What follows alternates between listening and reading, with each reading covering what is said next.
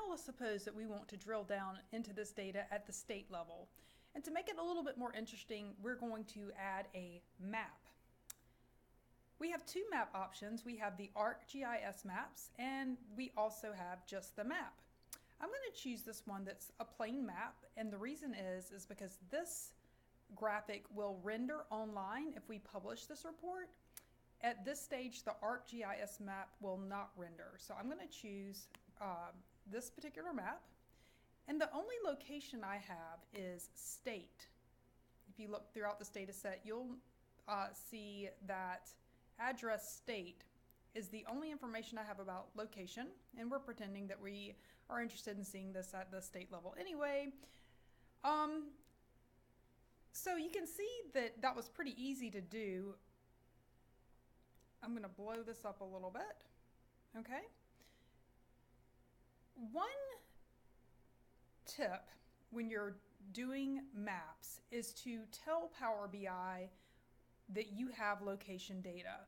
So I'm going to click on address state, and I'm going to come up here to modeling, and under this tab you see data category uncategorized.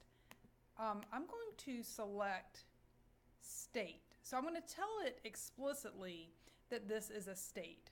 Since if you look back at the raw data, you'll see that these are the two letter state abbreviations.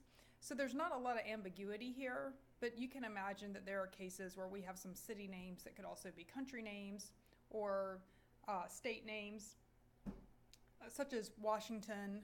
If we have Washington, are we talking about Washington, D.C. or Washington State? So it's better to be as precise as possible and to tell Power BI that we're talking about a state. And you'll notice that when I did that, that this little globe icon appears next to this variable name, indicating that Power BI recognizes this as a location. All right, I'm going to do a little formatting on the map.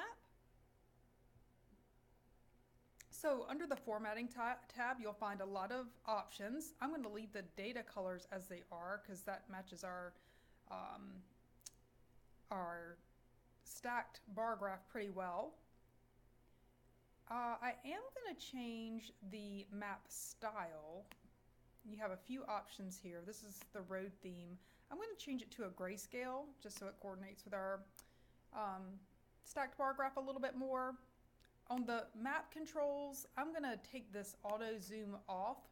That is just some personal preference, but I like to have good control over the map zooming. Under data colors, what I will do is set the intensity of the color based on the number of loans. So I'm going to choose advanced control. And I'm going to make this lowest value a light green and the maximum value a dark green. And that's based on the count of times the state appears in the data set, which would indicate the number of loans for that state. So I'm going to say OK. I'll also put a variable on the size of the bubble.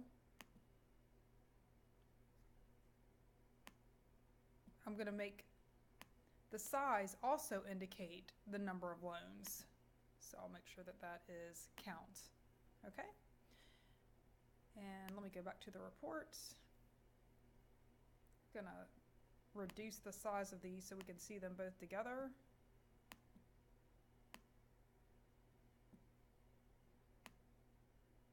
Just reshape this a little bit.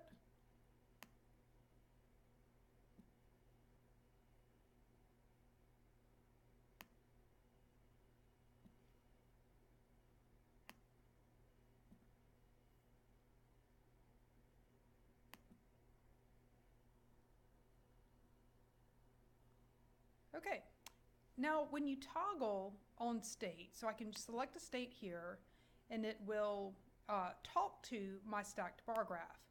Now if you'll notice, it's not populating very nicely, and the reason for that is I have that top end filter on the stacked bar graph, but I don't have it on the map. So to make those interact more nicely, I'm going to add that top in filter here. So if you scroll down, you'll see visual level filters. I'm going to pull in purpose.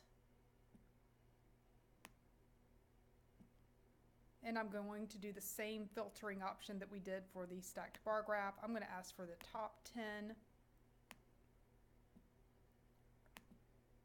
the top 5 rather, purposes based on the number of loans for the number of loans. So let me drag this over and make sure that's accounts and apply filter.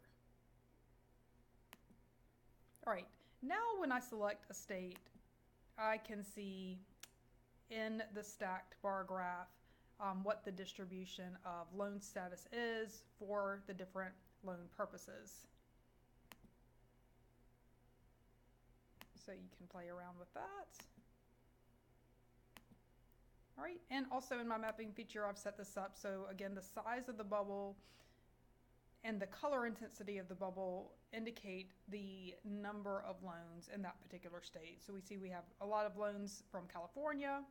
We can hover and see exactly how many there are. Florida, and up here in New York as well.